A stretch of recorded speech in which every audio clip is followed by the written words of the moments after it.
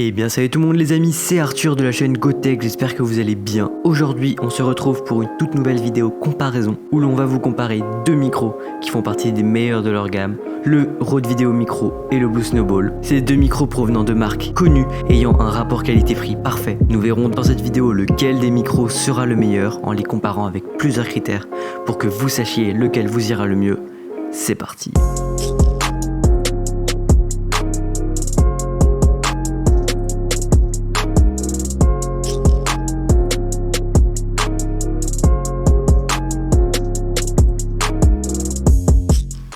Après avoir eu ces jolis plans de coupe, nous pouvons passer à la description de ces produits. Tout d'abord, commençons par la boîte du Rode Video Micro, qui contient évidemment le micro, suivi de son support pour le poser sur une caméra ou un appareil photo DSLR, mais aussi un pas de vis 3/8 permettant de le poser sur une perche micro par exemple.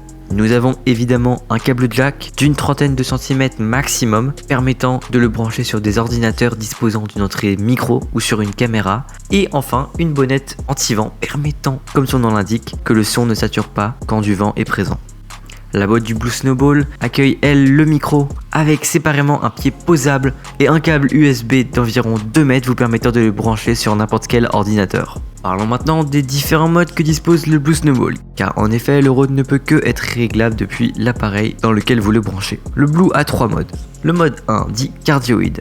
Ce réglage capte les sons venant de l'avant, ce qui est idéal pour enregistrer un instrument comme une guitare, pour faire des vidéos comme je le fais actuellement. Le mode 2 qui est dit cardioïde atténué de moins 10 décibels. Ce mode 2 est donc comme le mode 1 et permet d'enlever moins 10 décibels comme son nom l'indique pour ne pas faire saturer une source trop puissante. Il est donc utile dans des live streams ou vidéos avec des personnes criant pour éviter la saturation, ce qui rend l'écoute agréable à l'auditeur. Et le mode 3 dit omni. Ce mode 3 capte lui à 360 le son. Il le capte devant, derrière, à gauche et à droite à l'aide de ces deux condensateurs. Et il est principalement utile dans l'enregistrement de groupes de musique. Nous testerons par ailleurs ces 3 modes dans la suite de la vidéo. Maintenant parlons de leur aspect pratique. Tout d'abord, commençons par la taille et le poids, car en effet le vidéo micro avec son support tient dans une main et pèse dans les environs des 40 grammes, alors que le Blue Snowball et son pied doivent être posés sur une surface plane, ne tiennent pas dans la main et pèsent près de 500 grammes. Pour autant, le Blue est plus pratique dans le sens plug and play. Comme dit précédemment, il dispose de 3 modes, le paramétrant en un temps record. Alors que pour régler le Rode, vous devrez utiliser un logiciel tierce dans l'appareil sur lequel vous le branchez ou à l'étalonnage. Et enfin, parlons de la qualité du son des deux micros avant de vous faire écouter un test. Car il faut savoir que le Rode est un micro cardioïde directionnel. Ce micro capte donc seulement les bruits en face de lui sur un seul axe. Alors que le Blue peut être cardioïde ou omni, il captera donc plus de sons parasites. Maintenant que vous connaissez toutes leurs caractéristiques et fonctions, je vous laisse avec un test les comparant sur lequel on reviendra en fin de vidéo pour comprendre lequel est le plus approprié pour votre situation. Donc là, nous faisons le test du Blue Snowball à une distance d'environ 5 cm. Donc on va faire le test des pop.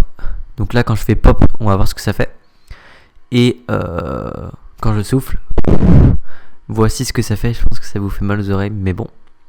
Le Rode Video Micro à une distance, encore une fois, de 5 cm avec sa bonnette anti-vent.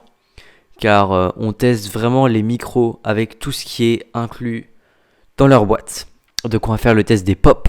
Donc là quand je fais pop, pop, nous allons voir ce que ça fait et on va s'éloigner.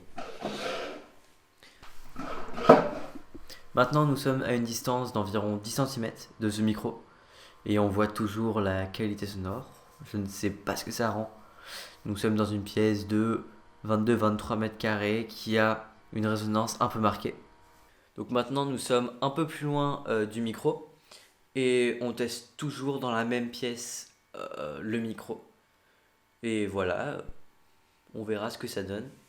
Et maintenant nous sommes à une distance d'1 mètre et nous voyons encore une fois sa qualité sonore. Ça résonne sûrement. Est-elle meilleure que le Rode Video Micro? C'est ce qu'on verra plus tard. Et maintenant nous sommes à 1 mètre du micro. Donc là ça doit quand même pas mal résonner. Et on va aussi voir ce que ça donne si ça résonne ou non.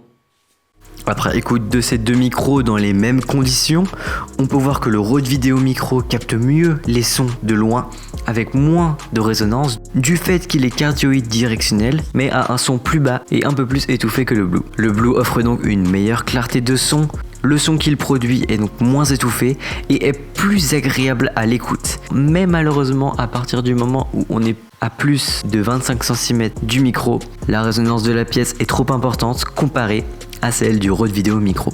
Lorsqu'on parle à l'arrière de ces deux micros, le résultat est pratiquement le même, avec pour les deux un son plus étouffé et moins fort. Par ailleurs, on peut remarquer un son plus bas du côté du Rode, même si cela peut être corrigé à l'étalonnage.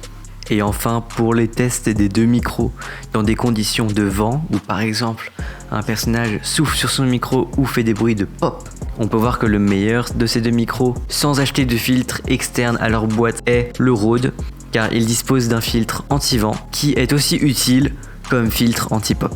Pour conclure, il n'y a pas de meilleur. Si votre budget n'est que de 60 € et que vous faites seulement des vidéos en intérieur proche de votre micro, je vous conseille le Blue, alors que si vous faites des vidéos partout, dans n'importe quelle situation, le Rode sera préférable. Mais si votre budget peut s'étendre à 120 € et que vous faites des vidéos dans des endroits différents, je vous conseille d'avoir les deux micros. Le Blue pour parler devant un PC ou faire des podcasts par exemple, et le Rode pour parler devant une caméra. Sur ce, j'espère que cette vidéo vous aura plu et vous aura été utile. Si c'est le cas, je vous invite à mettre un gros pouce bleu sur cette dernière et à vous abonner en cochant la cloche pour être averti le plus rapidement des vidéos quand elles sortent. N'hésitez pas aussi à aller voir mes autres vidéos. Et si vous avez des questions à me poser ou des vidéos que vous aimeriez bien que je passe, cela se passe dans les commentaires. Sur ce, je vous souhaite une agréable journée. Ciao tout le monde.